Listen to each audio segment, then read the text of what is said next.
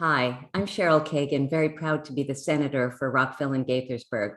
Welcome to this special edition of Kibbitzing with Kagan, featuring the 9 gubernatorial candidates, Democrats, running for governor. With me today, I'm delighted to welcome John King, former U.S. Secretary of Education. John, thank you so much for taking time out of your busy day.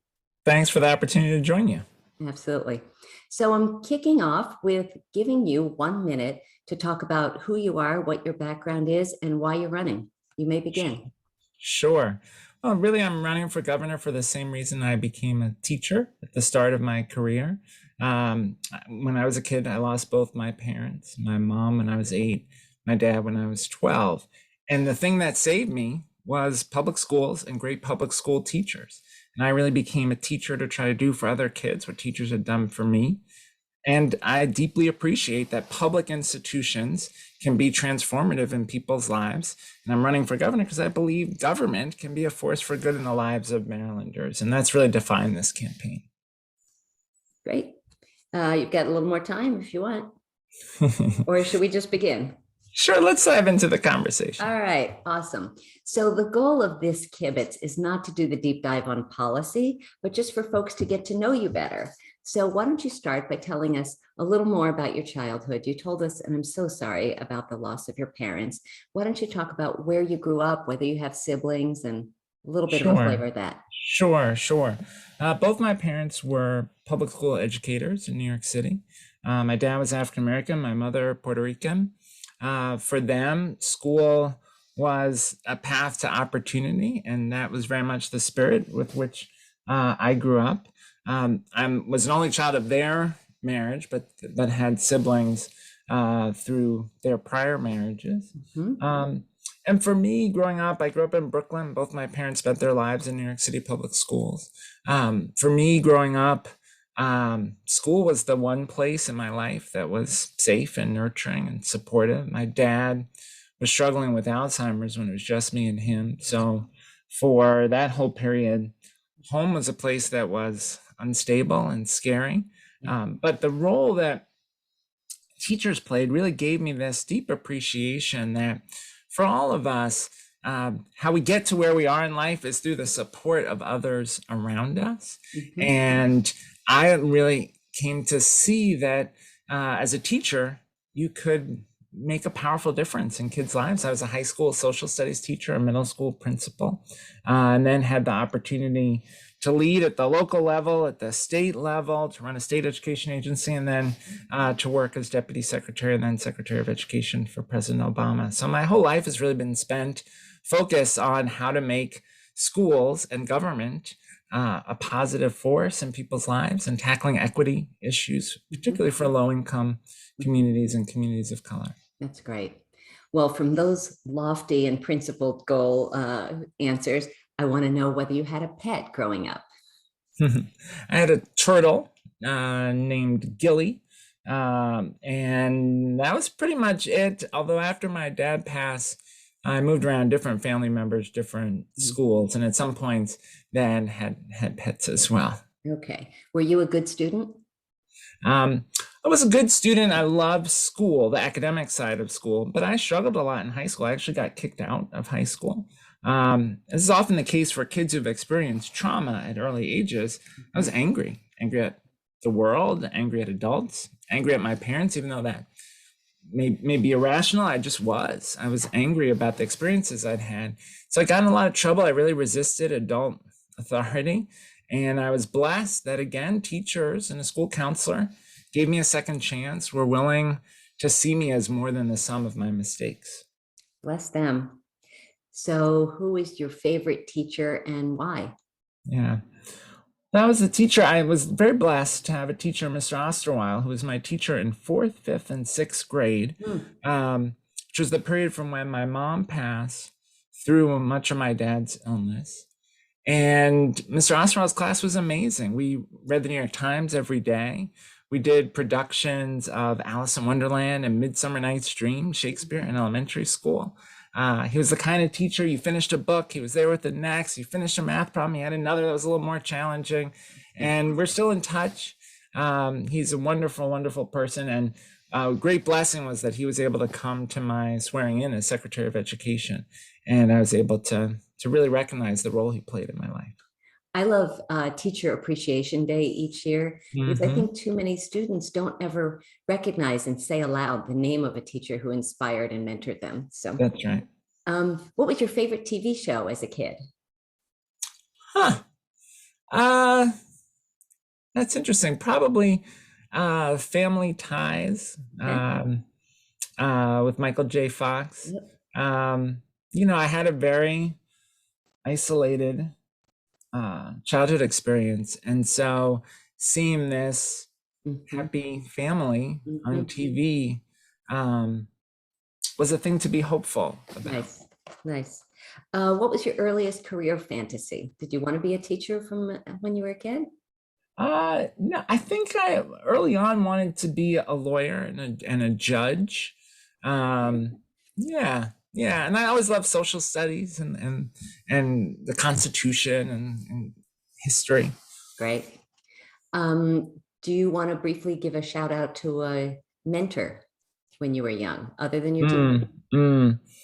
Yeah, well, I was very blessed that after I got kicked out of high school, I went to live with my uncle, who was my father's youngest brother, been a Tuskegee Airman, one of the first African-American pilots to fly for the U.S. military and the career Air Force. And I remember we had this conversation where he said to me, neither of us can do anything about the things that happened to you as a kid. Yeah. But you now have to decide what kind of man you want to be, what kind of life you want to lead. And that was a really pivotal moment for me. And he was just a hugely important mentor in my life. That's wonderful. We're going to shift to hobbies. What is your favorite sport to play or watch? Oh, that's interesting. Probably softball. I coached my daughter's softball team when she was little, and I just think girls softball at K-12 is very exciting and important, and I really do like watching college softball. Okay. I love the enthusiasm that the players have. Marvelous. Did you pick up any new hobby during COVID? We got our dog just a little bit before COVID, and it was a long campaign to persuade my wife to let us get a dog. But he has become very central, and so walking the dog, hanging out with the dog has been a key feature of the COVID era. Great.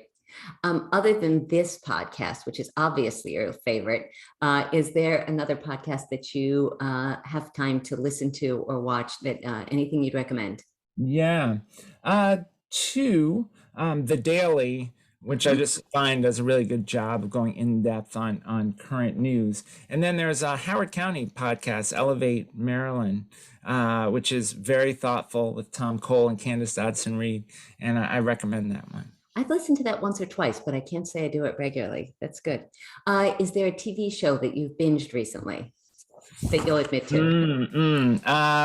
We've been watching The Chi, which is really quite good. It's about the issues of community and public safety in Chicago, and tracks a number of families and key players in the community in Chicago. In an imagined version of Chicago. It's really well done. Good. We are pivoting now to the arts, the next category. What is your favorite genre of music? Probably 90s era hip hop. Okay. Well, do you have a favorite song or anthem that lifts you up and inspires you? A favorite song or anthem? Maybe Ain't No Mountain High Enough. Good one. I like it. Do you have a favorite arts venue in the state of Maryland, a place that you enjoy seeing music or theater? Oh, that's interesting. I mean, really? Blair High School, where both my daughters have gone. My older daughter just started college as an actress. Nice. And so she was involved in many performances there, which I especially appreciated. Awesome. So when I was in college, I had a radio show called Curtain Call, which was Broadway musicals. So I would love to Mm. know up to your top five favorite Broadway musicals. Oh my goodness. Well, Hamilton is certainly number one. Uh-huh. Probably In the Heights, I love that. number two. Hmm. Uh, Number three is probably 1776. I know that's You're the first person to say that. That's totally one of mine. I was a high school social studies teacher. It's a I little love corny, that. but it was a good one. Yes. Um, and then when I was in high school, I worked on a production of Godspell. Oh, that's a great show. That's some really Good beautiful. choices. All right. Do you have a fifth one? Or are we good? Moving on. I also worked on a production of Grease, which I think is kind of campy, but it was fun to be involved in the production. Totally good. Grace is the word. Is there a book that has had a meaningful impact on your life? Hmm. Hmm. Yeah, it's a book called Down These Mean Streets by P.D. Thomas. And it was the first time I read a book that was about someone like me. I mean, it was a book about um, Afro-Latino growing up in New York City, and really had a powerful impact on me, and has always made me think about the importance in teaching of students having the opportunity to see themselves reflected. Fantastic. The next category, John, is personal. What is the biggest risk you've ever taken in your life? Wow, what an interesting question. Um, huh. Uh, I guess it would be, um, huh. I don't know, I've never really thought about that question that way. Okay. I guess it would be that running for governor of Maryland. Deciding, and after years of as a teacher, both when I was a high school teacher and then as a public policy professor at College Park, I've been saying to students, if you have good ideas and you think you can contribute, you should run for office. After all those years of saying that, now I'm actually doing it. Good for you. This is the first time that I've asked this with this appendage here. Have Hmm. you ever broken a bone, and how? I have, well, I was in a car accident, and I think I broke my nose. I don't know if that Oh, quite counts. But other than that, I have not okay. broken a bone. What is your favorite tech gadget? And it can't be your phone. Oh, that's interesting. Uh, I mean, I have to say, Zoom has been so transformative. I don't know how we would have made it through this period, from folks being able to go to school, to folks being able to get health care, Yep. to conducting the business of the General Assembly. I mean, just Zoom All of it. has been critical for our whole society. Agreed. Do you speak any other language or languages other than English? I'm always working on my Spanish. I, really learned it in school since my mom passed away when I was little, but I spent a year teaching in Puerto Rico, and just try to always practice when I can. Good. What was the first car you ever owned, and how old were you? Um, let's see, it was senior year of high school. It was Hyundai, and it was it got the job done, Got the of job getting done. of getting me around. All right. What was your first crush or your first love? Oh, wow. Uh, huh. I don't know, really. Probably the first serious love was a college girlfriend. We were both very involved in public service activities together in college, and have stayed friends. Good. Can you tell us, and this is a hard question for you, I apologize. Is there something that you remember learning that was important from either of your parents?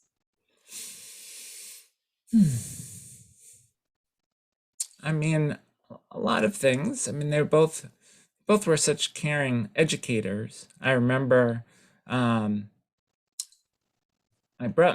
father didn't let me go to my mother's funeral. But my brother told me about it, and I remember him describing all her students. She was at that time when she passed, a junior high school counselor, school counselor. Mhm. And he told me about all the students who came to the funeral and talked about what she meant to them.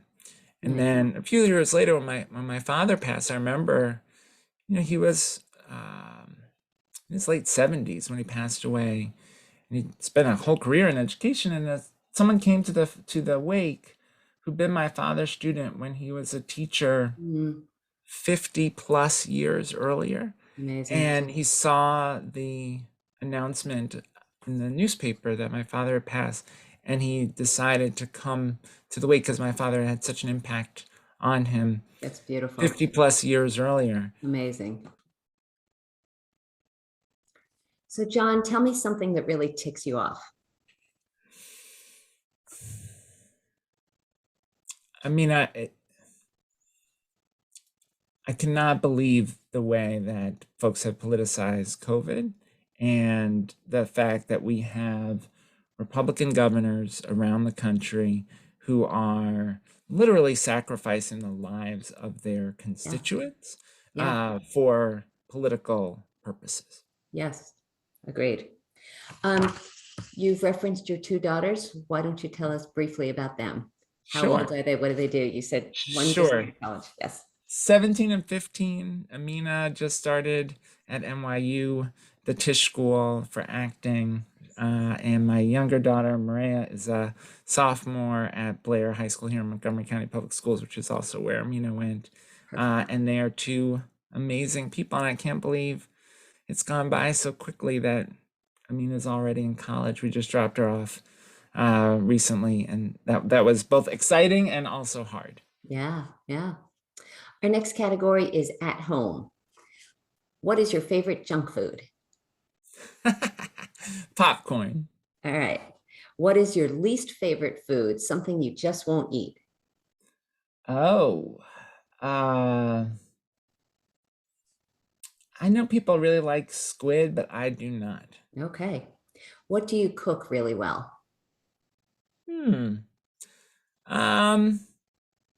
Maybe like chicken fajitas. That's maybe my signature thing. That's pretty good. What is your least favorite household chore?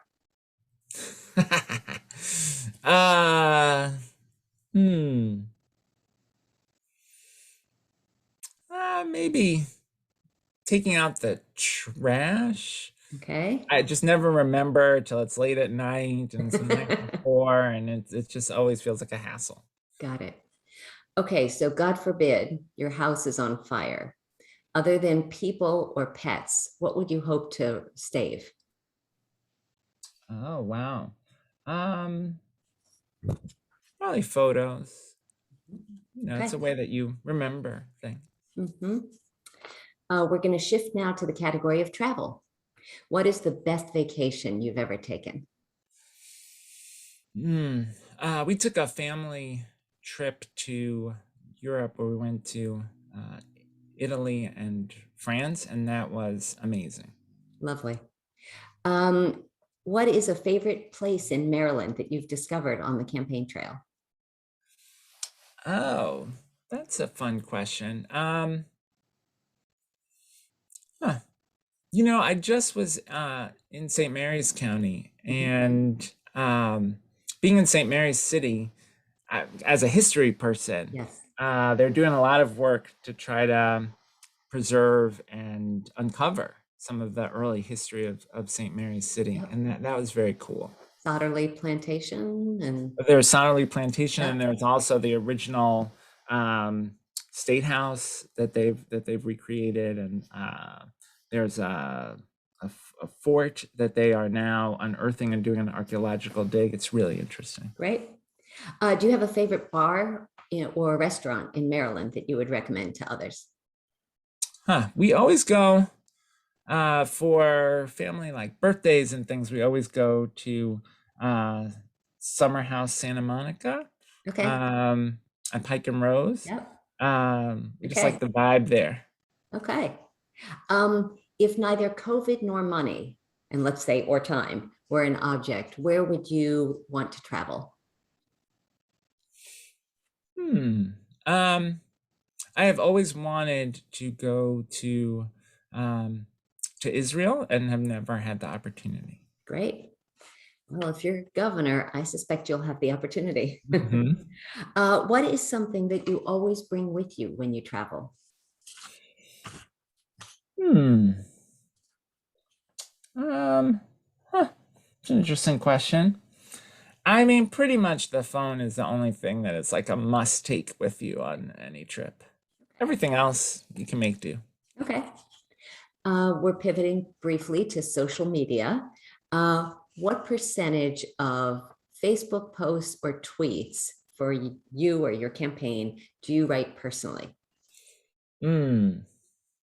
You know, for a long time, I did my own tweets, but recently for that campaign, I've been kind of working on them with our campaign staff so that they can manage them.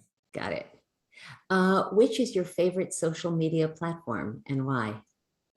You've already referenced Yeah, the definitely social. Twitter. Yeah. Definitely Twitter. I partly because I just feel like I always learn stuff. You know, I have folks I follow around environmental issues, around education issues. And I feel like I always see articles that I might not have noticed, but for people recommending them on Twitter. Good. Next category is politics. Shocking. We're going to talk about politics.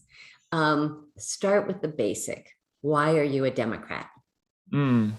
Well, I think Democrats and really, when you think about FDR and Lyndon Johnson, Democrats have stood for the idea that government can be a force for good in people's lives and that government has a responsibility to advance civil rights. And that to me is the core of what we should be doing as a country and how we should think about government.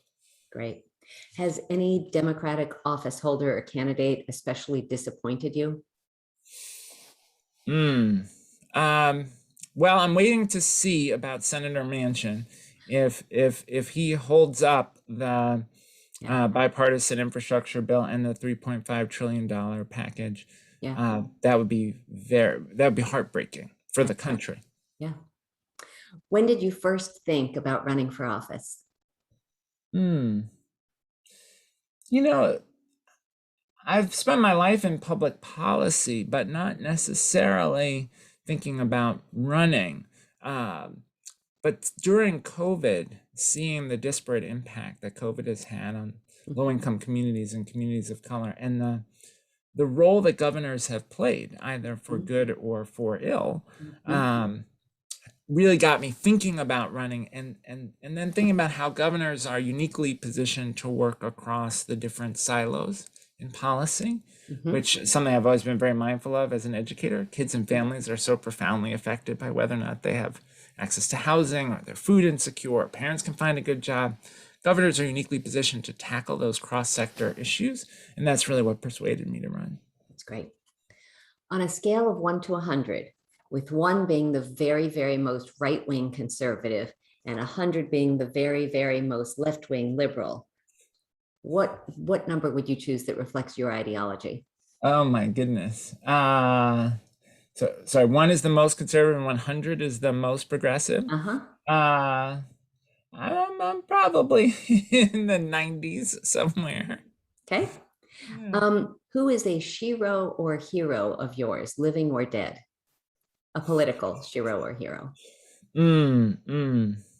Well, I mentioned earlier Lyndon Johnson. I just think when you think about the Civil Rights Act of 1964, the Voting Rights Act of 1965, the Elementary and Secondary Education Act of 1965, the Higher Education Act of 1965, Medicare. I mean, just the legacy of the Johnson administration from a domestic policy standpoint is extraordinary. That's great.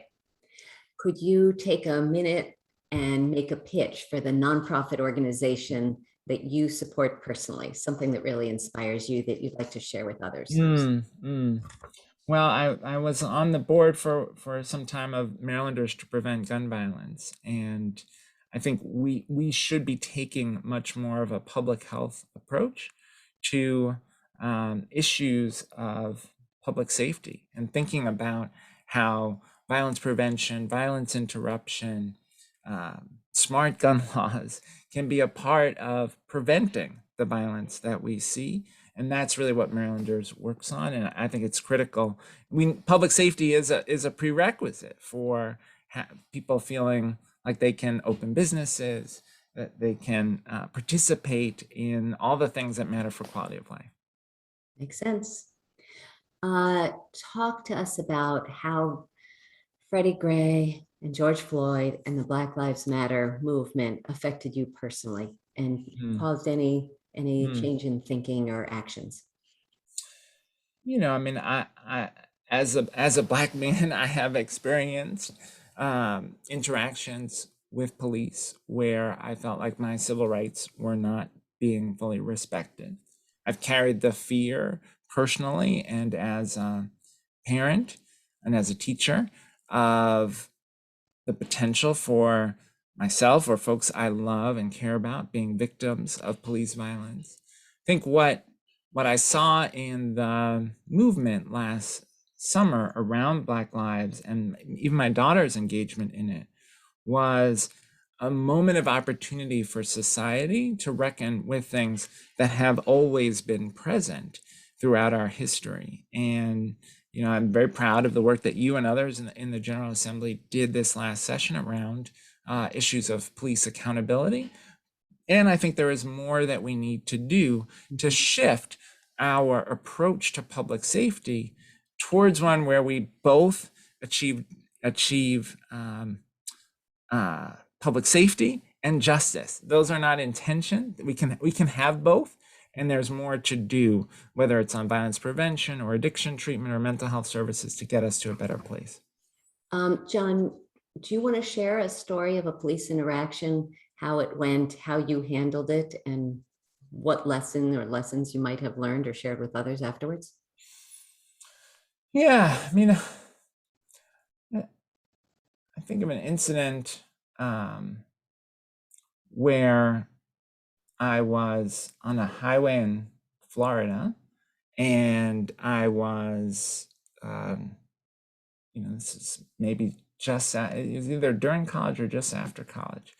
And I was in a rental car and I was pulled over, and 4 or 5 police cars came and they searched me, searched the car. I was by myself late at night and was deeply, deeply afraid. Yeah. And when I think about that incident, that moment, what occurs for me is just this sense that people of color carry fear often into interactions with police officers, and that shouldn't be. I was scared for my life in that moment, and that shouldn't be. And I think that this work on police accountability is really about making sure that everybody in the community can have confidence that their civil rights will be respected. Mm-hmm. Thank you. Thank you for sharing that. On a much more upbeat question, if there was a windfall of federal money and you were governor and you were the only decision maker, so all of this is like not factual, obviously, but how would you spend it? What's one thing you would want to spend it on? Yeah. I would say that any next dollar, the place I would put it is towards our babies. I just think the evidence is overwhelming that young people who experience high quality early childhood education, birth through 5, are more likely to be successful academically in their careers as adults. And so I think in Maryland, we should get to universal, quality, affordable childcare, birth to 5. And hopefully there will be some new federal resources to help make that happen. And we also ought to commit our state resources to make that happen. Yes. The question that I ask at the end of every podcast, including these, John King, what is your one secret hidden superpower? What is a skill or talent that you have that most folks can't do? Mm, mm. I have one silly one and one serious one. The silly one is that uh, when people do voiceovers in commercials or cartoons, I usually can figure out who they are. So in my family, that the joke is that is my mutant power. Okay. Um, but the one that's more relevant to the work that we both do, and is something you hone as an educator, is listening and really trying to understand what folks' challenges are, so you can figure out how to be helpful. And to me, that's critical to succeed as a teacher or a principal or as a governor or as a legislator, as you are. And I really am focused on trying to make sure that I bring that to this campaign. That's fabulous. Thank you. So, John, thank you so much for your time. This has been a fun kibitz, and I appreciate that you are a candidate and appreciate your whole career in public service and giving back to our community, our nation, and now our state. Thanks so much. Thanks for your service to the state, and I look forward to more conversations. Look forward to it too. Stay well. Take You care. too.